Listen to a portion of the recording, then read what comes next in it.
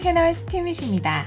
이번엔 송종식님의 개그우먼 이영자와 일본 아오모리현 사과농장 그리고 스타일 난다 이야기를 함께 하겠습니다.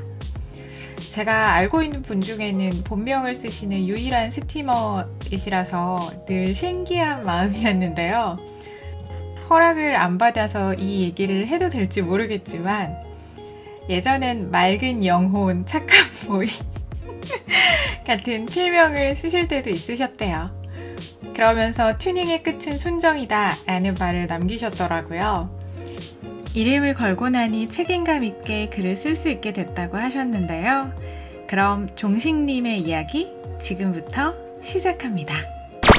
오래전 일이지만 개그우먼 이영자 씨가 다이어트 관련 사업을 한 건 유명합니다. 물론 그 사업은 여러 가지 스캔들을 내면서 보기 좋게 실패했습니다. 최근에는 발상을 전환해서 아예 자신의 전문 분야인 먹는 정보를 통해서 제2의 전성기를 누리고 있습니다. 그래, 이거지 싶었습니다. 굳이 체질에도 안 맞는 다이어트에 열 올릴 필요가 없었습니다. 먹는 게 즐거우면 실컷 먹으면 됩니다. 그리고 그쪽이 내 전문 분야라면 그걸로 멋진 일을 할 수 있습니다. 이영자 씨 이야기를 듣고 모두가 다 아는 1991년 아오모리현 사과농장 이야기가 떠올랐습니다. 태풍으로 사과가 죄다 떨어져서 그의 농사를 망치게 생겼는데 나무에 매달린 사과만 떨어지지 않는 사과라는 타이틀을 붙여서 고가에 팔아 태풍 피해를 입기 전보다 높은 수익을 올렸다는 전설입니다. 스타일 난다 지분 70%가 4천억에 매각됐습니다. 매수자는 프랑스의 유명 브랜드 로레알입니다. 대단한 쾌거입니다. 10여 년 전 쇼핑몰 창업 열풍이 불었습니다. 제 주변만 해도 인터넷 의류 쇼핑몰 창업을 보는 시선은 따가웠습니다. 공부 못하는 애들이 하는 거 아니냐? 그리고 쇼핑몰들 이름도 하나같이 촌스러웠습니다. 스타일 난다도 마찬가지였죠. 그리고 10년 후 그 학벌 안 좋고 아이템 특별할 것 없고 이름도 촌스러운 스타일 난다는 로레알의 선택을 받았습니다. 35살의 젊은 창업자는 단숨에 억만장자가 됐습니다. 남들을 따라가려 할 필요가 없습니다. 보편적인 정서를 따라가려고 하면 나의 강점이 약점이 돼버릴 수 있습니다.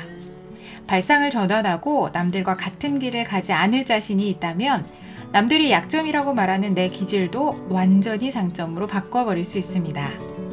먹는 걸 좋아한다, 뚱뚱하다 라는 이미지는 다이어트 산업 열풍을 바라만 봐야 했던 이영자 씨에게 힘든 낙인이었을 겁니다. 그러나 그녀는 최근 먹는 것을 좋아한다는 점을 단점이 아니라 장점으로 만들었습니다. 다이어트 산업에서 보면 그건 단점입니다.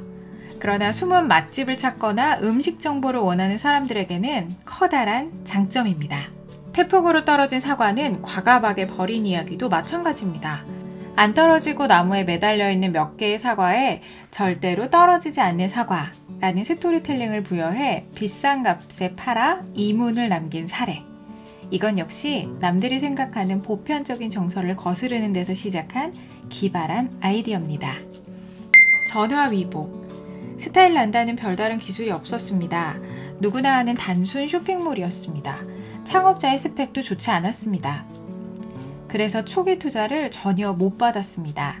창업자는 단지 옷과 화장품을 좋아했습니다. 그리고 쇼핑몰을 꾸준히 운영했습니다. 2010년쯤 한류에 힘입은 K-뷰티 산업이 대박났습니다. 스타일 난다는 이런 시대의 변화에 올라탔습니다. 그녀의 사업도 대박을 냈습니다. 회사를 성공적으로 수천억에 매각했습니다. 김소희 대표의 지분이 전부이기 때문에 대박은 오롯이 그녀의 몫이었습니다. 만약 그녀의 스펙과 아이템이 좋았다면 어땠을까요? 그녀는 여기저기에 투자를 받았을 겁니다. 그녀의 지분율은 아마 지금보다 훨씬 희석됐을 것입니다. 따라서 그녀가 이번 매각에서 얻을 수 있는 이익도 훨씬 적어졌을 테죠. 이걸 바로 전화위복이라 부르는 듯 합니다. 그리고 재차 언급하지만 자신이 좋아하는 일을 집중력 있게 꾸준히 하는 것은 정말 중요하다는 걸 새삼스레 느낍니다.